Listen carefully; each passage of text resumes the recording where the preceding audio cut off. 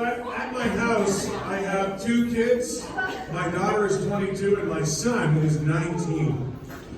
And they talk about sex today, and it doesn't sound at all like sex when I was 19. Because when I was younger, and we talked about sex, do you remember the baseball analogies we used to use, right? First base, second base, third base. Well, to this day and age, they're like a lot more forward with their language, and I think they're a little bit less reserved, because what's with all of the ass eating that's happening out there? Like, that wasn't a thing when I was 19. And so now I've got a 19-year-old, and I'm like, okay, here's the deal. You can keep the baseball analogy, right? First base is still the kissing, and the second base, and the third base, and the home run, right? We know. But if you're going to do ass eating, now we need to include the dugout into that analogy. You know, run last night, bro? No, but you let me put my bat in her dugout. And you know, it took me a little while, but I'm okay if my son is out there eating ass. For the simple reason that his generation has one other option. If it's not ass, it's Tide Pods. So, I'm okay with it. Now, I lied to you. I have 3 children at home. My daughter who's 22, my son who's 19, and my fucking mother who is 77. That's right, my mom lives at our goddamn house. And mom doesn't do anything but watch game shows, okay? Her favorite game show is Family Feud. I don't remember the last time you watched Family Feud, but I'll tell you this much. Steve Harvey's getting a little fucking risque in his question asking. The other day, I'm just in the kitchen, making lunch. Mom's got Family Feud on, and I hear this exact question. We surveyed 100 single men. Top 5 answers on the board. If you owned a blow-up doll, who would you not want knowing? First thought, 5 answers, Steve Harvey? I don't fucking think so. There's one answer to that question for every single guy. Nobody. That's it. Period. Nobody. Done. Your fucking buddies are still teasing you about the boner you got in gym class in grade 7, right? Don't fucking tell them about the blow-up doll. You want to have some fun, guys? Next time you're with your pals, be like, hey, guess what I just ordered on Amazon? A fleshlight. See what that happens. And if you don't know what a fleshlight is, you're doing well. And if somehow you forget to Google it later and you remember at work, don't fucking touch that.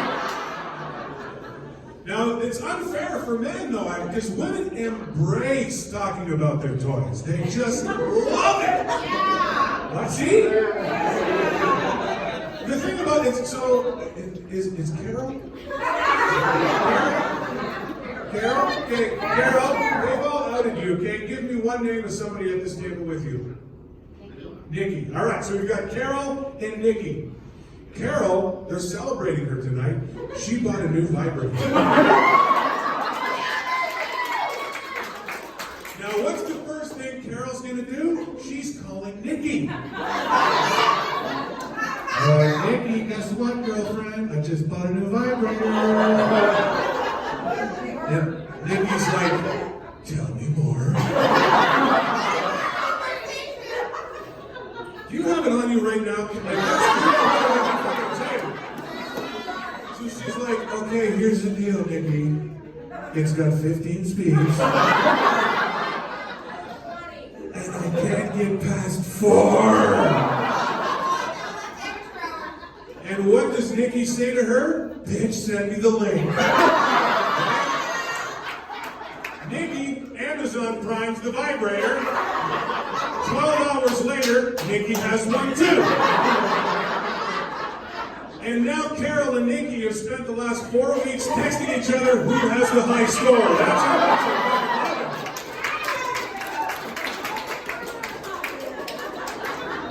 it. And based on the hooting and hollering, I think I fucking realize right. You guys are coming, you're coming on the road. Oh wait, that's wrong choice of words. Wrong choice of words. You're going to join me on the road. this whole pandemic, I was working at the station, and my wife was working from home. She's a teacher, right? So she spent a lot of time online teaching. And so my wife said, you know, we've been married 23 years, and like we don't see each other a lot anymore because of the way things work. Why don't we flirt text? And I was like, fucking right, let's do this. Problem is, I suck at pop culture, and she's good. So she knew what Netflix and chill meant when you texted to somebody. Right? It's not season 7 of Grace and Frankie popcorn and pajamas, okay? It's a booty call. They just want to fuck. That's what it is. So she thinks she's being flirtatious, and she sends me this text message. It says, hey, honey, there's nobody home for supper tonight. Do you want to Netflix and chill? And she put Netflix and chill in quotation marks. Well, I have a pretty good prescription, and I looked at my phone very quickly and I read, hey honey, there's nobody home for supper tonight. Do you want a Netflix and chili? So I text her back, hell yeah, can you make it spicy this time? She immediately responds, how hot do you want it? So I think about it for a minute, and I wrote, however hot you think you can handle. Fire emoji. Drool emoji. Tongue out emoji. Now, if I knew what I was doing, I would have put an eggplant. But we all fucking know you don't put eggplant in chili. So she gets this back, and I get this message back from her. She says, buckle up, cowboy. This is gonna be the best chili I've ever had. Oh, shit. So I text her back, yippee-ki-yay, motherfucker. But no, I can't get home fast enough, right? And I pull into the driveway, and you know this is all coming crashing down. Because we're on separate ages, man. I'm in the car hungry, she's in the house horny. And I burst through the door, and right away I'm like, I don't fucking smell any chili. But there's a glow coming from the living room. And so I enter, and there's my wife naked on the couch. God bless her soul, she paused Netflix. And the Madtown candles were burning. And we, we chilled, as the kids say. And when we were done, my wife just leaned into me and she said, that hot enough for you, cowboy? And I looked her square in her beautiful brown eyes and I said, fuck yeah. What do we eat?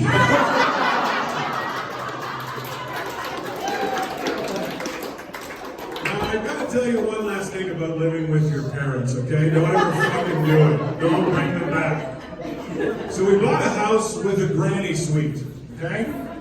And the granny suite, it seemed perfect. Until we moved in, then we realized the architectural flaw. It was right above our bedroom. Sorry, our bedroom was above their apartment. And it fucking ruined my sex life, okay? Because it's my parents, and my wife was like, I don't want your parents hearing us having sex. So my sex life went from like, oh yeah, to this.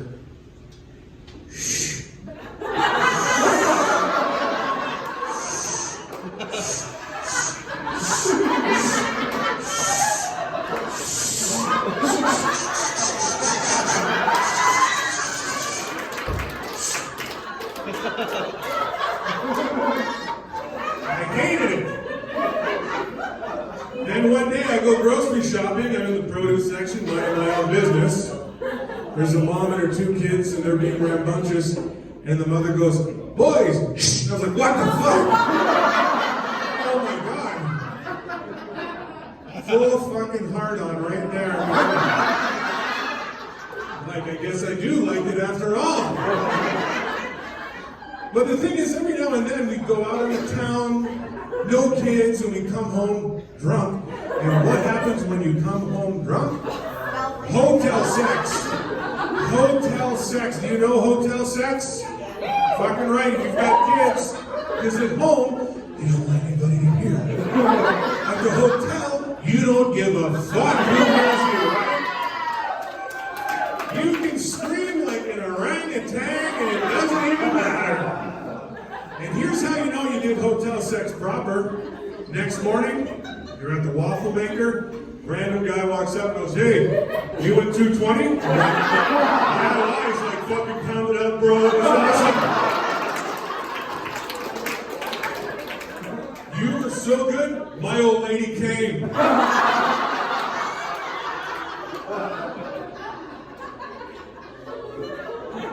But I always knew, right? Because when we were done, my wife sobered up right away. She'd be like, oh my God, do you think your parents heard this? And I'm like, no, fuck, they're in their 70s. They didn't hear shit, don't worry about it. But I always knew when they did. Because the next morning I'd be in the kitchen making coffee and my dad would walk in and be like, hey Dad, good job last night, up top. Are you guys ready for your headliner tonight?